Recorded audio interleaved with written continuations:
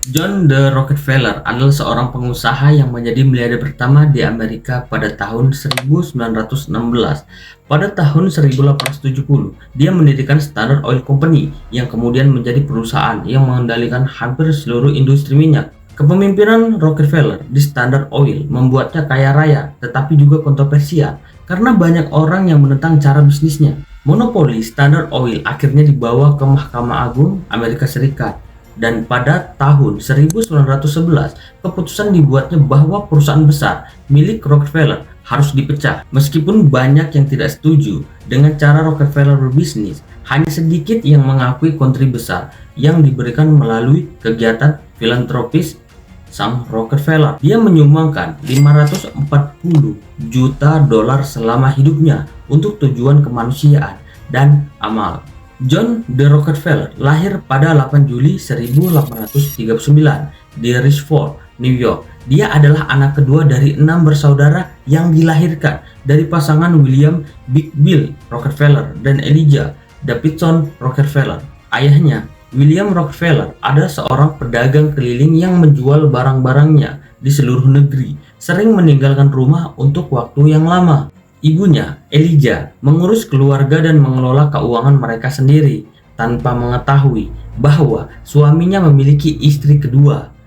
Pada tahun 1853, Big Bill pindah bersama keluarga Rockefeller ke Cleveland, Ohio, di mana John kemudian bersekolah di Central High School. Di sana, dia juga menjadi anggota aktif di gereja Baptist Usula Avenue, di mana nilai-nilai religius dan pemberian amal diajarkan kepadanya di bawah pengawasan ibunya. Nilai-nilai tersebut menjadi bagian penting dalam hidupnya. Pada tahun 1855, Rockefeller meninggalkan sekolah menengah untuk belajar di Folsom Marsteller College hanya dalam 3 bulan. Pada usia 16 tahun, dia menyelesaikan kursus bisnis dan mendapatkan pekerjaan sebagai pembukuan di Hewitt dan Total, sebuah perusahaan dan perdagangan pengiriman produk. Oke, sebelum kita bahas lebih lanjut perjalanan John D. Rockefeller, sebaiknya jangan lupa untuk klik tombol subscribe di video ini. Di video ini, kita akan bahas menjadi 4 bab, dan inilah dia perjalanan John D. Rockefeller.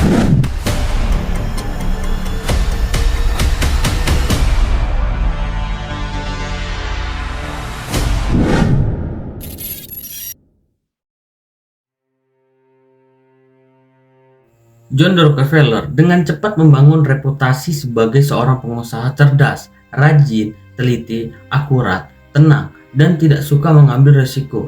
Dia sangat memperhatikan detail, bahkan mencatat pengeluaran pribadinya sejak usia 16 tahun. Melalui kerja kerasnya, dia berhasil menghemat $1.000 dalam waktu 4 tahun. Pada tahun 1859, Rockefeller menambahkan tabungan ini ke pinjaman $1.000 dari ayahnya untuk memulai kemitraan dalam bisnis berdagang komisi bersama Maurice B. Clark, seorang teman sekelas di Folsom Marsteller College. 4 tahun kemudian, Rockefeller dan Clark memperluas usaha mereka ke bisnis kilang minyak yang tumbuh pesat di tingkat regional. Mereka bermitra dengan ahli kimia Samuel Andrews yang telah membangun kilang. Meskipun memiliki sedikit pengalaman dalam bisnis dan pengakuan barang, pada tahun 1865, para mitra termasuk 2 saudara laki-laki Maurice Clark yang berjumlah 5 orang mengalami perbedaan pendapat tentang manajemen dan arah bisnis mereka. Akibatnya, mereka sepakat untuk menjual bisnis tersebut kepada penawar tertinggi di antara mereka. Rockefeller yang saat itu berusia 25 tahun berhasil memenangkan lelang dengan tawaran $72.500 bersama dengan Samuel Andrews sebagai mitra. Mereka membentuk Rockefeller dan Andrews. Dalam waktu singkat, Rockefeller serius mempelajari bisnis minyak yang baru muncul dan menjadi ahli dalam bidang tersebut. Perusahaan Rockefeller dimulai dari skala kecil, tetapi segera bergabung dengan O.H. Paine, pemilik kilang besar di Cleveland, dan kemudian dengan pihak lain juga. Dengan perkembangan perusahaan, Rockefeller membawa saudara laki-lakinya William dan saudara laki-laki Andrews, John, ke dalam perusahaan. Pada tahun 1866, Rockefeller mencatat bahwa 70% minyak sulingan dikirim ke pasar luar negeri. Dia mendirikan kantor di New York City untuk menghilangkan perantara, sebuah praktik yang terbukti mengurangi pengeluaran dan meningkatkan keuntungan. Setahun kemudian, Henry M. Flagler bergabung dengan grup dan perusahaan itu berganti nama menjadi Rockefeller, Andreessen, dan Flagler. Seiring kesuksesan bisnis tersebut, perusahaan itu didirikan sebagai Standard Oil Company pada 10 Januari 1870 dengan John D. Rockefeller sebagai presidennya.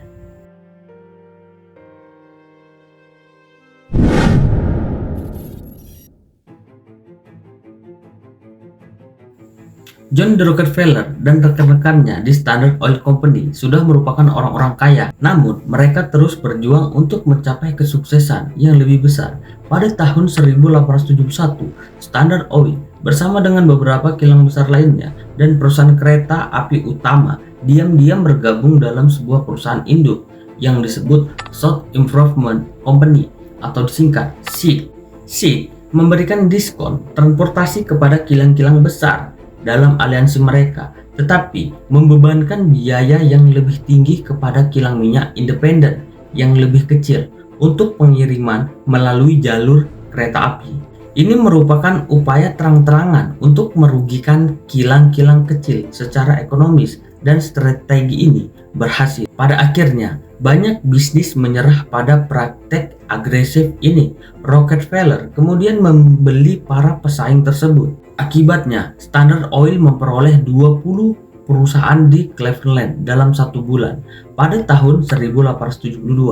Peristiwa ini dikenal sebagai pembantaian Cleveland yang mengakhiri persaingan bisnis minyak di kota dan mengklaim 25% dari produksi minyak negara bagi Standard Oil Company. Namun hal ini juga menimbulkan reaksi penghinaan publik dengan media menyebut organisasi tersebut sebagai gurita. Pada bulan April 1872, South Improvement Company dibubarkan oleh legislatif Pennsylvania, tetapi Standard Oil sudah berada di jalur menuju monopoli. Setahun kemudian, Rockefeller memperluas ke New York dan Pennsylvania dengan pembelian kilang, akhirnya mengendalikan hampir setengah dari bisnis minyak di Pittsburgh. Perusahaan terus berkembang dan menyerap kilang minyak independen hingga akhirnya Standard Oil Company menguasai 90% produksi minyak Amerika pada tahun 1879.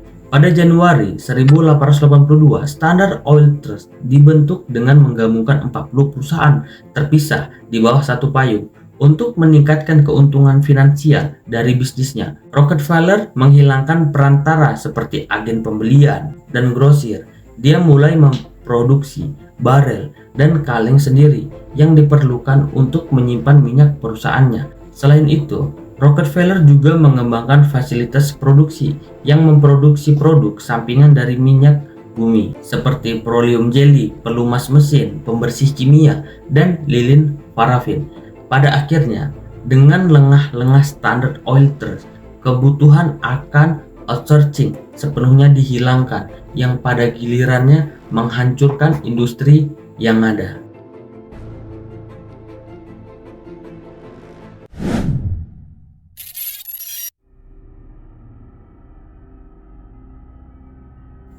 Nama John D. Rockefeller pertama kali dikaitkan dengan praktik bisnis keras dengan peristiwa pembantaian Cleveland, tetapi reputasinya benar-benar terguncang setelah pemaparan serial 19 bagian oleh Ida Tarbell berjudul Sejarah Perusahaan Minyak Standard yang mulai dimuat di majalah Mesclure pada November 1902.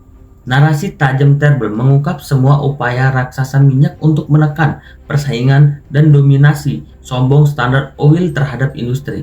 Seri ini kemudian diterbitkan sebagai buku dengan judul yang sama dan segera menjadi buku terlaris. Dengan sorotan pada praktik bisnisnya, Standard Oil Trust mulai diserang oleh pengadilan negara, bagian dan federal serta media. Pada tahun 1890, Sherman Antitrust ACT disahkan sebagai undang-undang antitrust federal pertama yang bertujuan membatasi monopoli.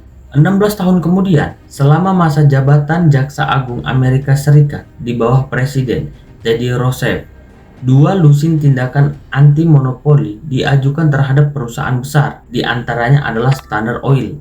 Meskipun memakan waktu 5 tahun, pada tahun 1911, Mahkamah Agung Amerika Serikat memutuskan untuk memperkuat keputusan pengadilan yang lebih rendah yang memerintahkan Standard Oil Trust untuk melakukan diinvestasi menjadi 33 perusahaan yang beroperasi secara independen. Namun, meskipun terjadi pembubaran tersebut, Rockefeller tidak mengalami kerugian karena dia adalah pemegang saham utama. Kekayaan bersihnya justru berkembang pesat dengan pembubaran tersebut dan pendirian entitas bisnis baru.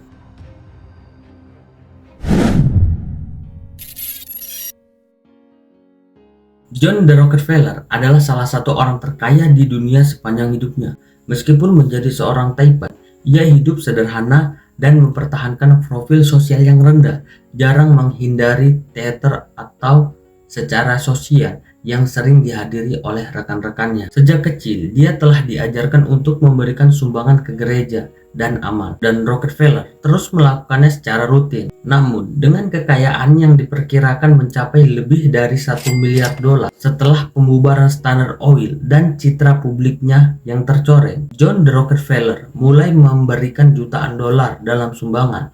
Pada tahun 1896, pada usia 57 tahun, John D. Rockefeller menyerahkan kendali sehari-hari Standard Oil meskipun tetap menjabat sebagai presiden hingga tahun 1911 dan mulai fokus pada kegiatan filantropi. Dia telah memberikan kontribusi dalam pendirian Universitas Chicago pada tahun 1890, menyumbangkan $35 juta selama 20 tahun. Dalam prosesnya, Rockefeller mempercayai pendeta Frederick T. Gates, Direktur American Baptist Education Society, yang ikut mendirikan universitas tersebut. Dengan Frederick T. Gates sebagai manajer investasi dan penasihat filantropisnya, John D. Rockefeller mendirikan Institut Penelitian Medis Rockefeller yang sekarang Universitas Rockefeller di New York pada tahun 1901. Di laboratorium mereka ditemukan berbagai penemuan penting terkait penyebab, penyembuhan, dan pencegahan penyakit, termasuk metode penyembuhan meningitis dan identifikasi DNA sebagai materi genetik sentral. Setahun setelahnya, Rockefeller mendirikan Dewan Pendidikan Umum. Selama 63 tahun beroperasi, Dewan ini mendistribusikan dana sebesar $325 juta ke sekolah dan perguruan tinggi di Amerika. Pada tahun 1909, Rockefeller meluncurkan program kesehatan masyarakat untuk mencegah dan menyembuhkan penyakit cacing tambang, masalah kesehatan serius di negara bagian selatan melalui Komisi Sanitasi Rockefeller. Pada tahun 1913, Rockefeller mendirikan Rockefeller Foundation dengan putranya John Jr. sebagai presiden dan Gates sebagai wali untuk memajukan kesejahteraan pria dan wanita di seluruh dunia. Pada tahun pertama, Rockefeller menyumbangkan $100 juta kepada yayasan tersebut yang telah memberikan bantuan untuk penelitian dan pendidikan medis, inisiatif kesehatan masyarakat, kemajuan ilmiah, penelitian sosial, seni, dan bidang lainnya di seluruh dunia. 1 dekade kemudian, Rockefeller Foundation menjadi yayasan pemberi hibah terbesar di dunia dan pendirinya dianggap sebagai salah satu filantropis paling dermawan dalam sejarah Amerika.